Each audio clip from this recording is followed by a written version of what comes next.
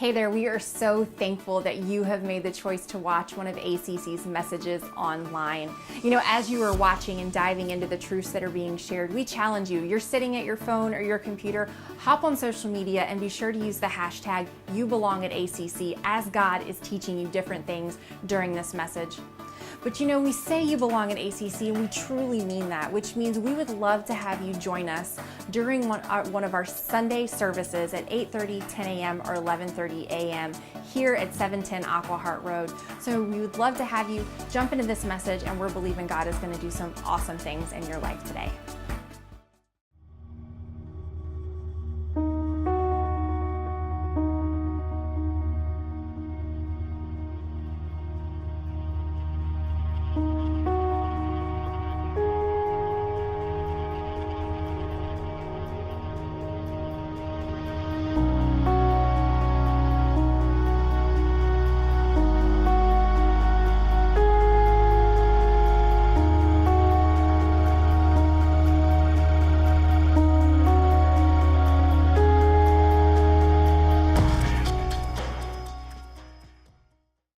Good morning, church. I'm so happy to see all of you. My name's Matt. I serve at ACC as a lead pastor, and I know we're in week 2 of a series called Think About It, and it's been a very practical series, and you're going to find that again to be true today. You know, one thing I've learned that's always confused me is sometimes we believe that science and faith are two different things that are kind of like oil and water, that they don't mix. But at Arundel Christian Church, we actually understand that science is a gift that God's given to us to help us understand some of the things that He does and how He made things and how He works and all those incredible things. So I'm really excited for you today because I'm going to get off the stage and we're going to invite up a guest speaker who's here with us from Indiana today, Brad Dobson. Would you guys do me a favor and welcome Brad Dobson?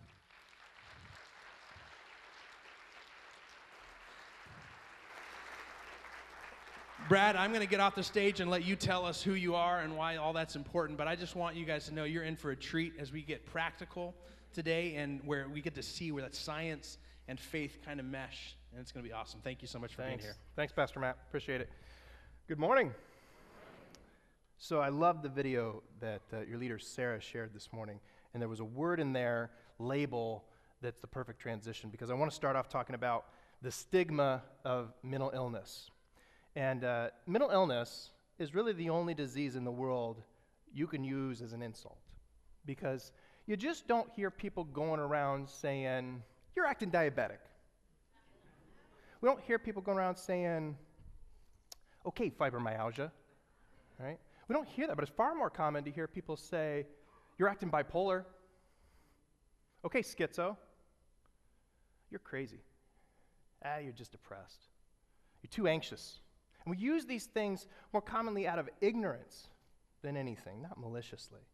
Because this professional community that I'm a part of has failed you. We have failed to define how real mental illness is. But that's my goal today. I really hope by the time you leave today, you're going to understand how real mental illness is by the time we're done. So I'm Brad Dobson. I'm a licensed mental health clinical addictions counselor from Indiana with a master's in clinical psych and a specialty in addictions.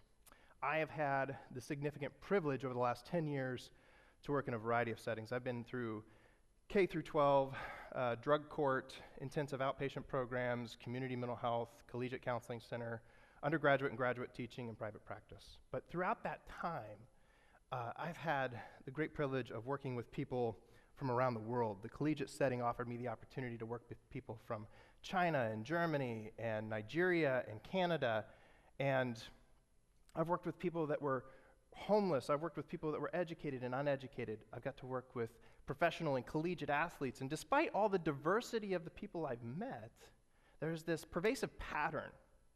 And the thing I notice is that we're all screwed up. We really are. We're all screwed up. And so I want to be able to differentiate for you, though. What's the difference between being screwed up and being mentally ill? So we have to start with a definition to really have a good dialogue. And if we could get to that definition slide. Be the next one. Perfect, thank you. So this is the way the APA, the American Psychiatric Association, defines it. It's a big fancy one. Mental illnesses Health conditions involving changes in emotion, thinking, or behavior, or a combination of these. Mental illnesses are associated with distress and or problems functioning in social, work, or family activities. Makes a lot of sense, right? Now we can all talk about it. It doesn't make a lot of sense. We want to talk about the specifics. Mental illness is about dysfunction. Mental illness is, for example, depression. Okay? It's more than just feeling depressed. Depressed is a normal mood. We commonly feel it at some point in life, oftentimes after grief, bereavement, or trauma. But it's more than that. It extends to wanting to isolate, to withdraw from people, difficulty getting out of bed, not wanting to go to activities we typically enjoy, not wanting to be around people that we love or love us. And when we isolate, I don't know what you do when you isolate, but I eat. If there's a bag of Doritos, it will not be there for long. But when we isolate, we eat or we sleep, sometimes too much, sometimes all day, not wanting to do anything. We gain weight, we lose weight. We're left with our own thoughts. And I don't know about you, but that's sometimes the most dangerous place I can be is with my own thoughts. Negative about myself, negative about those people that aren't there with me, because misery loves company, okay? Where are they? But the world, just in general, is negative. So irritability, sleeping disturbance, gaining, losing weight, negativity, hopelessness. Hopelessness is one of the biggest predictors of suicidal behavior. Do I have hope? So, as we talk about how equally messed up we are, okay, I want to give you the most real example, and maybe a really recent one, if you heard in the New York Post or on Fox News, Tara Condell, 27 years old, registered dietitian in New York. She's a lot like you guys, actually. She's a contributing member of society, young, healthy, has family, loved ones. But underneath, there was this storm of misery and despair. So I want to read you this letter that she left behind in her apartment after she had left a message on social media to alert people of what she was going to do. So I want you to look at her and just listen for a minute. She titled the letter, "I hate the word bye, but see you later, maybe." I've written this note several times in my head for over a decade, and this one finally feels right. No edits, no overthinking. And I want to stop there because she's written this letter numerous times for over 10 years. Depression is patient, okay? It's not an onslaught of just feeling the need to take one's life. It's times slow, pervasive. Sometimes, in her case, recurrent is the language we use. And so she continues, "I have accepted hope is nothing more than delayed disappointment. And I'm just plain old-fashioned tired of feeling tired." Can any of you relate to that statement of just feeling tired of being tired? Okay? That piece is very common, but it's just one piece of the equation. Okay? It's more to it. I realize, she continues, I'm undeserving of thinking this way because I truly have a great life on paper. I'm fortunate to eat meals most only imagine. I often travel freely without restriction. I live alone in the second greatest American city, San Francisco. You'll always have my heart because she was from San Francisco. However, all these facets seem trivial to me. She continued, it's the ultimate first world problem. I get it. I often felt detached while in a room full of my favorite people. And this is a big feature of depression, especially when you get into the later stage when we talk about suicidality. We can literally be in a room of people that love us, that we love, yet there's a sense of numbness, that we live in this trapped prison of misery, hopelessness, wanting nothing but escape. It is extremely real. She writes, I felt absolutely nothing during what should have been the happiest and darkest times of my life. No single conversation or situation has led me to make this decision, so at what point do you metaphorically pull the trigger? And unfortunately, January 31st, 2019, that's exactly what she did, and she took her own life. Mental illness is an equal opportunity risk factor. Some of you may have even said some of these thoughts that were in her letter. You've thought them potentially, maybe you haven't said them, but they're there, okay? And we wonder, it doesn't matter if you think it, Sometimes we personify that to say, I'm broken, there's something wrong with me. But that's the farthest from the truth. The most courageous people I've ever met in my life are the people that are willing to walk into my office and say, I'm willing to look in the mirror and be honest with myself. The greatest example I've ever experienced of this was working with a Special Forces sniper on PTSD treatment that was leaving my office and turned around and shook my hand, and it was an emotional session. And he said, that was one of the hardest things I've ever done in my life. Coming from a guy that's like the epitome of manhood, that I know could have killed me right there if he wanted to say in the same realm of the things he shared with me of where he'd been and what he'd done and what he's seen to say, what we did in that empty room, a couch, a chair, that's one of the hardest things I've ever done. Because that's how powerful emotions are. That's how destructive they can be. And if that doesn't put things in perspective for you, I'm not sure what will. But it sure changed a lot for me. But I'm big on simplicity, so I want to start off with some positron emission tomography scans of the brain, okay? And I promise, so I've got twin 5-year-old girls, and I tested this on them so that they could tell the difference between the depressed brain and the healthy brain, and they did, so you're in good luck. And I've been dying to use this. So, the depressed brain on the left.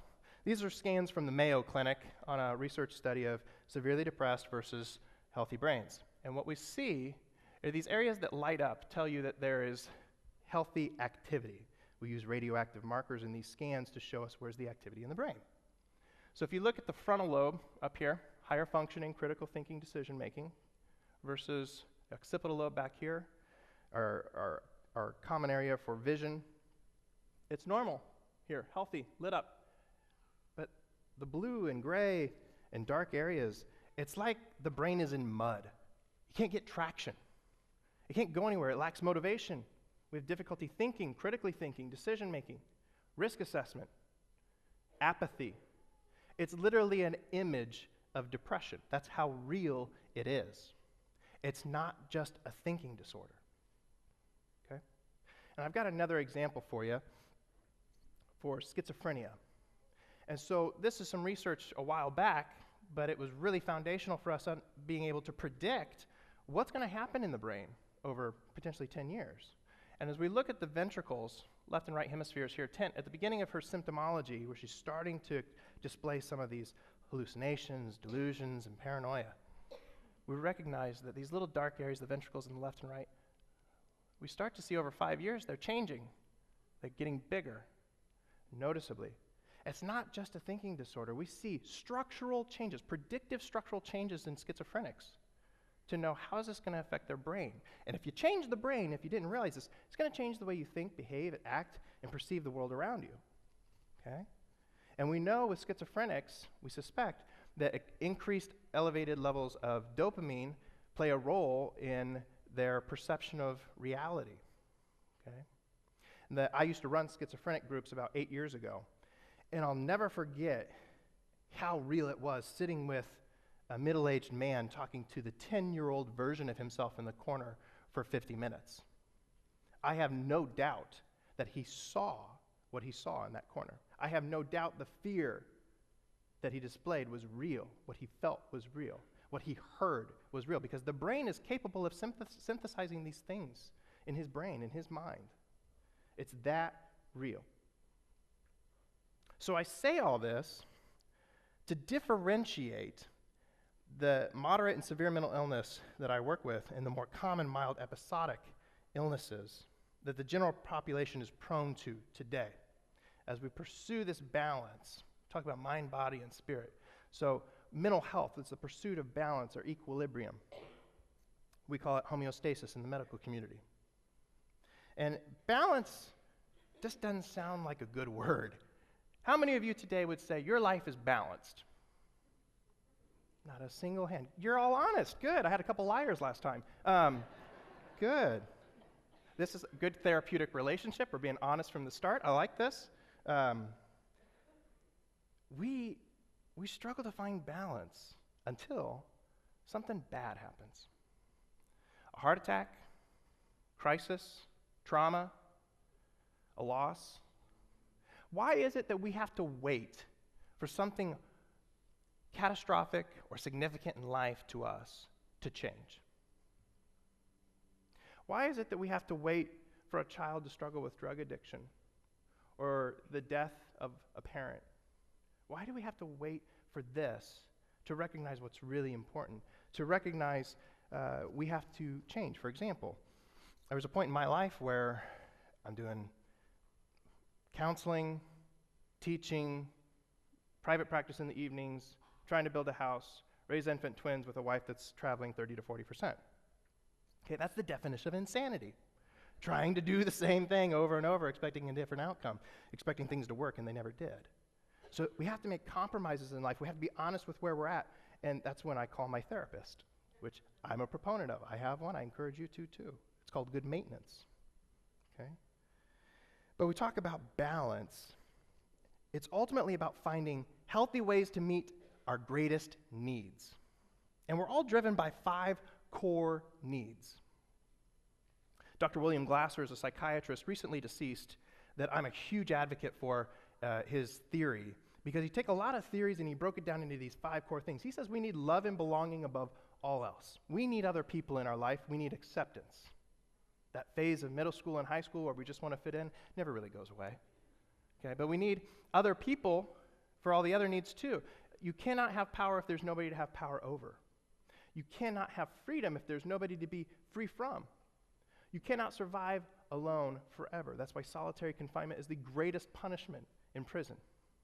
And you cannot have fun alone forever. I mean, think about it. On Castaway, Tom Hanks, he makes Wilson. We all need a Wilson.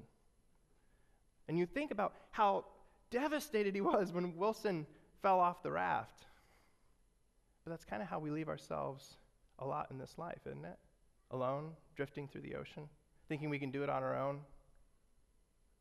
We're the most isolated and lonely society in history.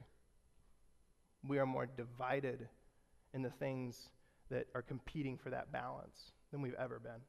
I put up these images just for some of the examples. I put up war, I say conflict. If you're married, you know what I'm talking about. That'll be a different talk. But it's like we have this need for conflict and power. We have a need for resources, money, possessions, chasing that, then, there. If we just get the next promotion, if we just get the next job, if we just have another kid, then I'll be happy, then I'll be fulfilled. And it's a giant trap, because it's a giant lie. So how did we get here? You know, this is an epidemic. This is an epidemic that Glasser is trying to emphasize. There's a prerequisite for love. And it's funny because he's reiterating Paul was saying in 1 Corinthians 13:13. And now these 3 remain: faith, hope, and love. And I'm sure you know this, but the greatest of these is love. Okay? We're actually using in psychological terms faith language. And a lot of people think there's this competing message, as Pastor Matt said. It's not oil and water. We just found different ways to say the same thing. Okay? So maybe Glasser was just a fan of the Beatles song, All You Need Is Love. It's a catchy tune, I don't know. But the reality is we need love. So how bad do we need love? And I think this research is the greatest example I can show you, the Bucharest Project. 1989, there was a dictator, Nicolae Ceausescu, and I apologize, I'm probably butchering the last name, but he was overthrown in 1989, and the world discovered that 170,000 children and infants were being raised in Romania's impoverished institutions. And as this children's plight became public, these 3 researchers, Fox, Nelson, and Zania, they realized that they had this unique opportunity to study the effects of chronic institutionalization. And this wasn't until 2000. So we're talking 11 years had gone by, and this research hadn't taken place. But out of those 170,000, they still had plenty of research to be done. Institutions were still going on. And I want to read you some of these observations that Dr. Fox recognized when he went into the Romanian orphanage. He said, I was struck by the silence. And as a father of twins, they're never good at the same time. I have not figured that out. If you have advice, I need it. Quiet comes at a premium, but this was a room full of infants, and it's silent. So why? He says the most remarkable thing about the infant room was how quiet it was, probably because the infants had learned that their cries were not going to be responded to. Fox is now the director over at the Child Development Laboratory at the University of Maryland. But he continued, the babies laid in the cribs all day, except when being fed, diapered, or bathed on a set schedule. They weren't rocked, they weren't sung to, they weren't loved. Many stared at their own hands trying to derive whatever stimulation they could from the world around them, but basically these kids were left on their own. So the research continued, and they recognized with the limited staff that they had, some of these kids were getting picked up. Some of these kids were getting love. They were getting sung to, played with, cared for. They built trust. They built commitment. They trusted that when I cry, someone's going to come. They were committed in the loyalty that they're going to continue to come, and they were loved. These children, not surprisingly, met their milestones physically, emotionally, cognitively. Okay? But those other children that only got the bare necessities, being fed, changed, clothed. What we recognize is that many of them weren't meeting their milestones. They were crawling when they were supposed to. They weren't growing measurements the way they were supposed to, even to the point that we were able to identify infantile depression, to the point that some didn't even want to eat, to the point that some failed to thrive, meaning they died. And it speaks very powerful that from the very beginning of life, where's our need for love? What do you do when you have your child born? Immediately after that, they put the child on the mother's skin for skin to skin, right? Okay? We need that touch. We need that love. We need that acceptance from the very beginning of life to the very last moment of life. It's a prerequisite. But we spend the majority of our life trying to find other things to fill that need. And look where it got us. You've got me here. So, sorry. So I want to give you a real physical example of one of these Romanian children in the brain scan that they did. And so here on the left, we've got a healthy brain, healthy normal activity in the temporal lobes. And this on the right is our Romanian child, young girl. So this shows a young girl that was institutionalized shortly after birth, and it shows the effect of the extreme deprivation in infancy. These temporal lobes, they regulate emotions and receive input from the senses. He says they're nearly dormant, quiescent. They're not responding. Okay? And we wonder, people come to me saying, how did I get here? Well, when we look at people's past, how they were loved, where they felt they belonged, how much abuse, how much trauma, we forget that the brain is constantly being wired throughout childhood. Your brain's not fully developed until your early 20s. Women can brag their brains are done early. Men are a little delayed. We always are. We're usually late. But the brain is constantly being wired. So how do we become this way? That's how. But how powerful is our need for love? And there's a specific definition that I want to share with you from a Dr. Perkinson that I think illustrates love the very best. Love is the interest in, the active involvement in a person's individual growth with the empathy to share in another's feelings. Who does that sound like? Who's interested in you? Actively engaged with your development, loving and feeling what you feel, would die for you. So it's funny that Perkinson, Glasser, were using common biblical language because he's talking about God. Just different words. 1 John 4:8 should be a familiar one. Anyone who does not love does not know God, because God is love. So when we're in a state of depression and we don't feel like anybody could love us, no one can love us, are you ever truly alone? Only if you want to be. There's over 350 million people in this country alone, And a lot of times people say, there's nobody out there for me. Nobody cares. And I always ask, did you leave your room? Did you try? And sometimes they don't know how. So we have to think about, all right, is this a need for a referral? Is there a severity of mental illness that maybe we need to work with the prescriber? Maybe we need to work with the psychiatrist, the doctor, to help them fight the symptoms, to be functional enough to take the steps and do the things that we can to get them healthy, to realize that they are loved. Okay? But I've built a career out of simplifying what we overcomplicate.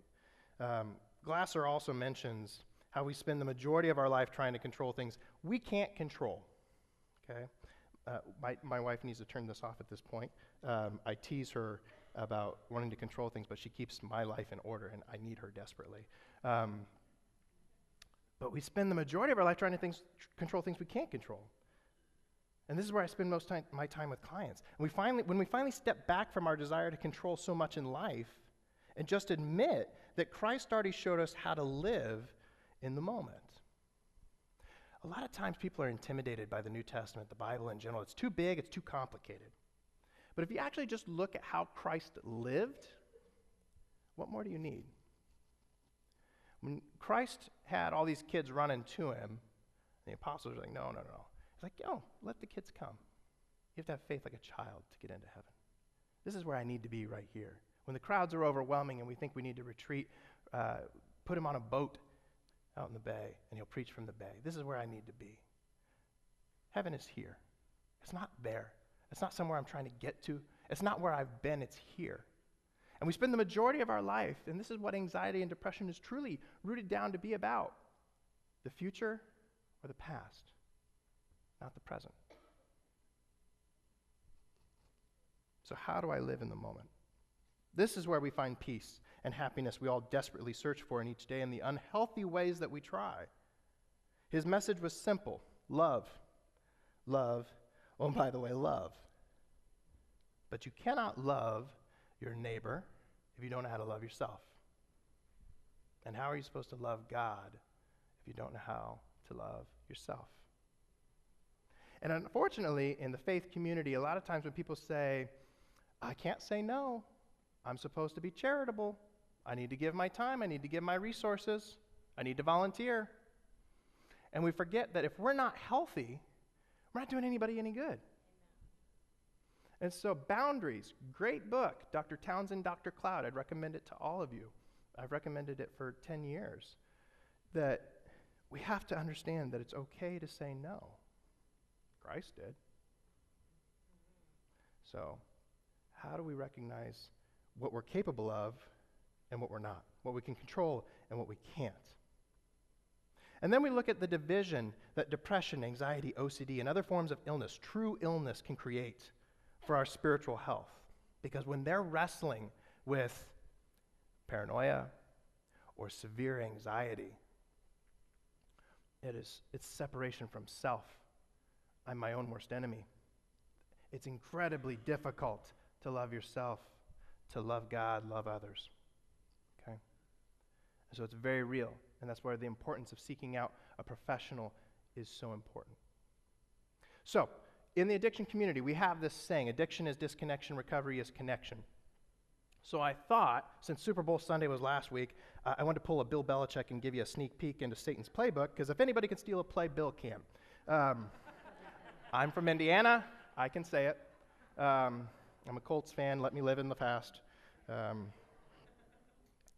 But what's nice? Satan, man, he's a one-trick pony. He doesn't have to rewrite the playbook. It's been working since the beginning.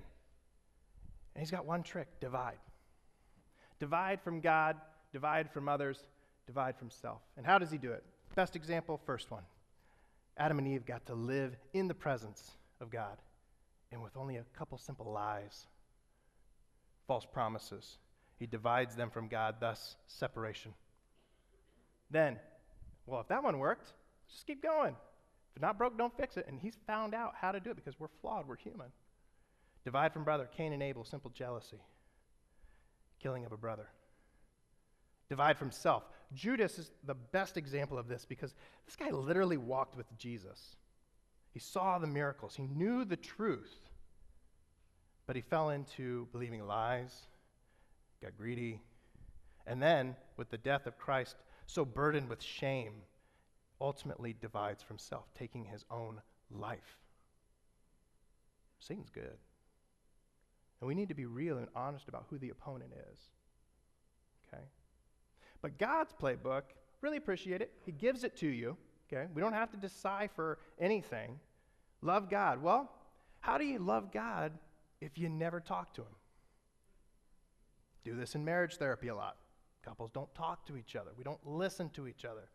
Same thing goes for God. How do we listen? We shut up. That's a start. Listen. Read what he's told us. Pay attention. And then love others. The greatest example, the Good Samaritan.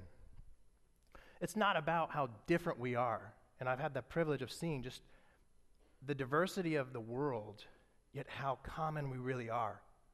And the Good Samaritan saw past all those differences. And he loved a man that was just laying there, waiting to die. Love others. Love self. Joseph, Old Testament. This guy literally gets sold into slavery. I don't know about you, but that would leave some baggage for me in my family reunions. Okay? But this guy gets another chance. Opportunity for revenge. Smite the guys. And he doesn't. Okay? He loves himself enough to know that revenge won't fulfill him. Anger, resentment, bitterness. That's a cancer to ourselves, to our soul. And he sets that aside to love himself by loving his brothers and loving God and fulfilling what God calls us to do. Humility. Whew. It's a hard one because Satan loves pride. He loves it really good, and he knows it works. So, I say all this. I can stand up here, and I can teach you about the symptoms, the etiology, the evidence-based treatments for those that struggle with clinical mental diseases. But I cannot emphasize enough the foundation that precedes the vast majority of mental health. If we can get to the last slide. The things that are leaving depressed, anxious, obsessing in dysfunctional ways. We're trying to find purpose in places that we find emptiness. And so you guys are talking about what's the next step to do. I talk about a treatment plan. Again, just different language saying the same thing. The 19% we talked about, the general population that's struggling with mild episodic issues. What if you were challenged with this question of how do I see myself through God's eyes and not my own? How would that change things? How does God see you? Well, he sees you as his child. And if you have children, it opens your eyes in a way you can't define. What I would do for my child, he's already done. And then for the other percentage, and I think I left a decimal out, 2.4%, the severe mental illness, the courage that a special forces sniper could find to look in the mirror, I'm pretty sure you can too. It just takes that first step, and momentum will carry you. And then lastly, addictions. This is my ultimate specialty. There's a phrase that you probably have said, willpower. I can do it. Liar. You won't, you can't. Then you'll see me. And we'll talk about it. But there's something about addiction field that research has shown faith-based counseling has longer-term results for sobriety. Why is that? Because there's one thing about addiction that's universal. It's shame. And there's a difference between shame and guilt. Guilt is circumstantial. You know, I lied, I stole, I did something. I can apologize and reconcile. Shame's about who I am as a person, as an individual, about my core identity. Well, how are you supposed to resolve that shame without God? Well, if you can, then you must perceive yourself as God. And then you're a narcissist, and we can still talk. But we need God for that healing. There will always be something missing in your recovery if you do not admit that there is a God that loves you more than anything, that will never leave you alone when you're tempted and craving. And that's where you'll find that peace. So I'll close with this. If you do nothing more with this life than love, then you've lived well. And so as you leave here, I strongly encourage you to think about, how do I love better today? Because it's one day at a time. Regardless of your illness, regardless of your mental health status, how do I love today better? And so I challenge you with that. I thank you, and I'd love to pray with you if we could in closing. So pray with me, please. Heavenly Father, we are so, so grateful for a God that loves us beyond comprehension, beyond the shame that we may feel, the lies that we tell ourselves. We know that wholeness only comes through you. So I pray, God, that people that are listening today, they'll be able to see themselves through your eyes and not their own. That you will bring them the fruits of your Spirit, a peace they've never known, one day at a time. And we ask this in your loving name. Amen. Well, we are so thankful for the truth that was shared in this message today. Please know that we as a staff and as a church are praying that what you have learned today, the truths that God has put deep down into your heart, will manifest themselves and grow themselves into something amazing. And as always, you can experience that with other believers, other people who are walking this walk of faith at ACC on a Sunday morning at 8:30, 10 a.m., or 11:30 a.m. As a reminder, please remember, you belong at ACC.